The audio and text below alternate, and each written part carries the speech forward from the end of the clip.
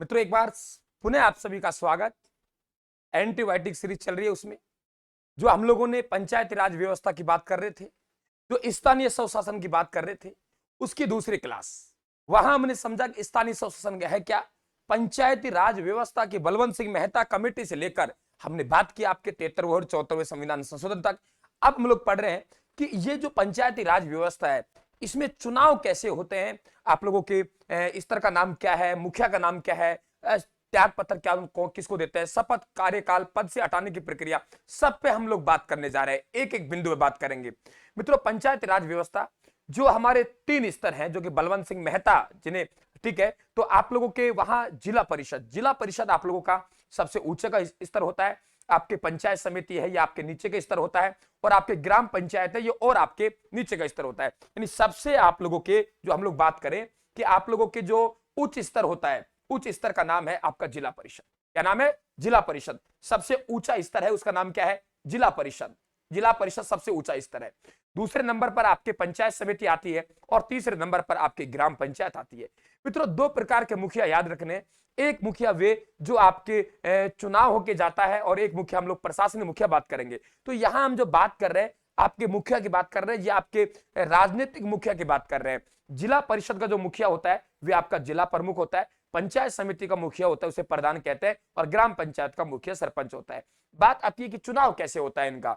मित्रों, पहले आप देखिए, राष्ट्रपति महोदय है, या आपके हम ये कहें कि आपके मुख्यमंत्री महोदय है। तो मुख्यमंत्री जी का हम लोग चुनाव करते हैं क्या? क्या जनता नहीं करती। हम लोगों ने जो हमारे प्रतिनिधि भेजे हैं, यानी हमने डायरेक्ट मोहर ना लगा के, हमने जो आपके एमएलए भेजे, वे एमएलए ने जाके आगे चुनाव किया। तो इस तरीके से हम लोग बात करें कि आप लोगों के प्रत्यक्ष जिसमें हम सीधा मोहर लगाते हैं, अप्रत्यक्ष जिसमें हम सीधा राष्ट्रपति का निर्वाचन जनता द्वारा किया जाता है, लेकिन अप्रत्यक्ष रूप से वजह क्या है कि हमारे प्रतिनिधि जाके वहां चुनाव करते हैं। तो जिला प्रमुख को हमने सीधा आप लोगों के वोट नहीं डाला, हमने जो आप लोगों के सदस्य भेजे, उस सदस्यों ने वहां जाके चुनाव किया। तो अप्रत्यक्ष चुनाव होता है। सवाल पूछता है, प्रधान का भी अप्रत्यक्ष रूप से होता है, लेकिन मित्रों सरपंच का तो हमने मत डाला है ना, डायरेक्ट डाला है ना, प्रधान ने डाले ना डायरेक्ट, हमारे प्रतिनिधियों ने चुना। तो सरपंच का प्रत्यक्ष रूप से होता है। बात आती है इनको शपथ कौन दिलाता है। माना कि जिला प्रमुख आपके बन गया, उसे अप्रत्यक्ष बन गया, शपथ कौन दिलाएगा? जिला कलेक्टर महोदय जिला प्रमुख को शपथ दिलाएंगे। प्रधान को उपखंड अधिकारी महोदय हैं, ये आपके शपथ दिलाएंगे। और आपके जो सरपंच को पीठासीन अधिकारी कौन है? जो आपके पीओ बोलते हैं कि आप लोगों को जो वहां जाता है और आपके चुनाव करवाता है, यानी जो बूथ का सर्व आपके अधिकारी होता है, पूरी टीम का वह मालिक होता है, मतलब अधिकारी होता है, नेतृत्व करता है, उसे पीठासीन अधिकारी देंगे। और सुबह सुबह आपने देखा होगा वार्ड पंच, सरपंच, उप सरपंच जो भी है आप लोगों के, ठीक है, उप सरपंच का चुनाव भी अप्रत्यक्ष होता है। ठीक है, तो इस तरीके से उनको शपथ दिलाता है ना, सुबह सुबह देखा होगा आप लोगों ने। अब बात आती है मित्रों त्याग पत्र। देखिए, पद जो खाली होता है या तो कार्यकाल पूर्ण होने पर होगा, तो 5 वर्ष होगा, या आप लोगों की इधर देखिए तो 5-5 वर्ष इनका कार्यकाल है। अब देखो, त्याग पत्र अगर समय से पहले हमें त्याग पत्र देना है, तो त्याग पत्र हम देंगे तो हम जिला प्रमुख महोदय है, वे आप लोगों के संभागीय आयुक्त को देगा। आप लोगों के इधर इधर बात करें प्रधान की, तो आपके जिला प्रमुख को देगा। और सरपंच की बात करेंगे तो विकास अधिकारी को आपका क्या देगा? इस्तीफा देगा, यानी त्याग पत्र देगा। कार्यकाल तीनों संस्थाओं का 5 वर्ष है। हो सकता है कई बार क्या होता है कि आपके त्याग पत्र के कारण, या मृत्यु के कारण, या अविश्वास प्रस्ताव के कारण 3 प्रकार से आपका पद रिक्त होता है। या तो उसने त्याग पत्र दे दिया हो, या उसके खिलाफ अविश्वास प्रस्ताव हो गया हो, या उसकी मृत्यु हो गई। तो 6 माह के अंदर अंदर आपके क्या होते हैं? उपचुनाव होना अनिवार्य है। अब माना कि 4.5 महीने हो गए और 6 महीने बचे नहीं हमारे आगामी चुनाव में 5 साल होने में, तो 6 महीने से अगर 4.5 महीने और 7 माह हो गए, और आपके 5 महीने बचे, तो वहां चुनाव नहीं होंगे।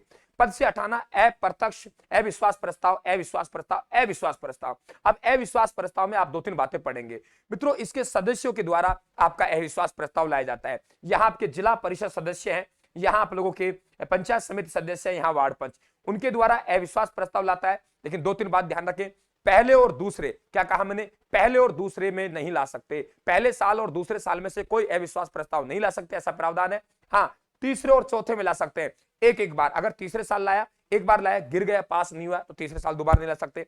आप चौथे साल लाए, गिर गए, पास नहीं, दोबारा नहीं सकते। यानी पूरे आप लोग 5 साल कार्यकाल 2 ही बार ला सकते हैं। पहले और दूसरे वर्ष में नहीं, तीसरे और चौथे में ला सकते हैं, वे भी एक बार ला सकते हैं, और 5वें में नहीं। अब अविश्वास प्रस्ताव पारित होना चाहिए।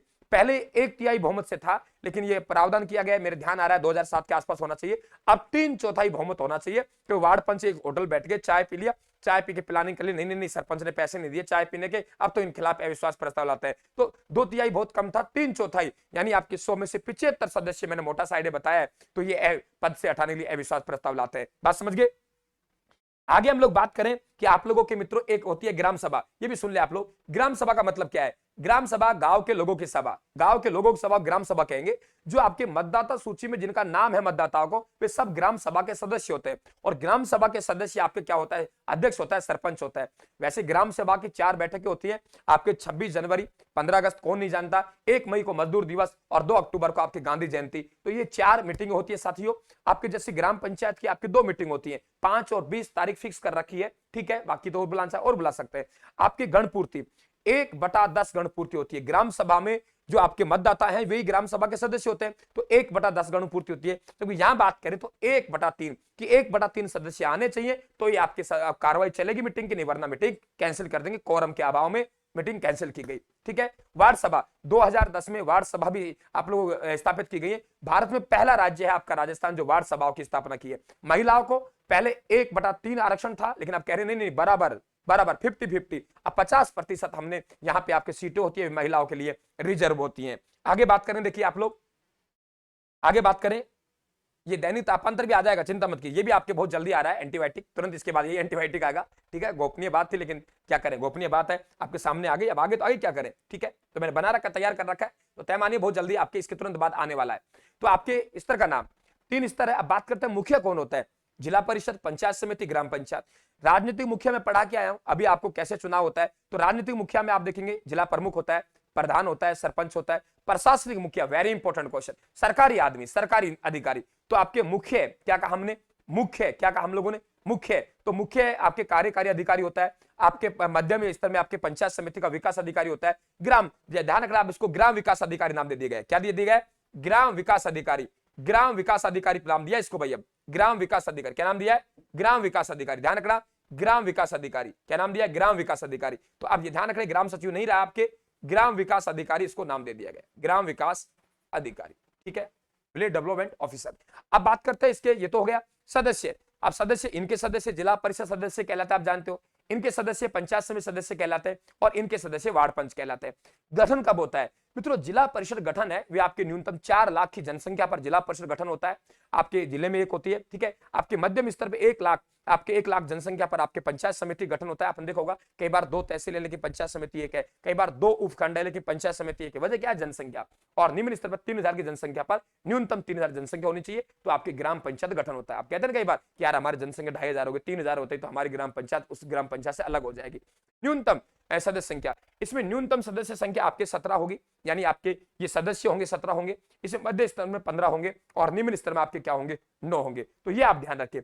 जिला प्रमुख पहले सदस्य बनेगा, इनकी भी काउंटिंग इनमें, प्रधान सदस्य बनेगा, इनकी भी काउंटिंग इनमें, ये ध्यान रखें आप लोग। तो आप बिल्कुल ज्वाइन करें, टेलीग्राम को जरूर ज्वाइन कर लेना और यूट्यूब को जरूर सब्सक्राइब कर लेना, बेल आइकन को प्रेस कर लेना, ताकि आपको लगातार आपको एंटीबायोटिक मिलते रहे। राम राम साहब, धन्यवाद।